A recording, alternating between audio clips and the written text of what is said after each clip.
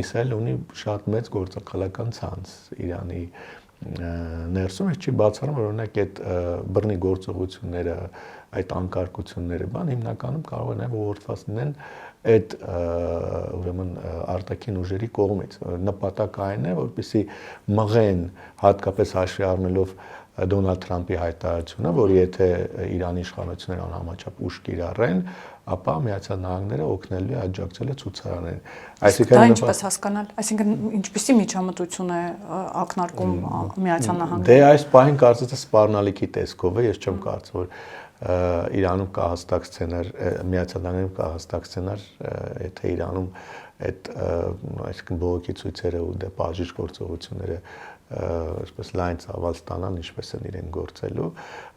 Կարծում եմ, որ այս պահին Իսրայելն է ավելի շատ ուրեմն ներգրաված այս process-ների մեջ եւ տեսեք դրա համար ասում, այստեղ անակնկալ բողոքի գործողությունները տեղ ունեցան։ Մեծ հաշվով չեմ կապում դրանք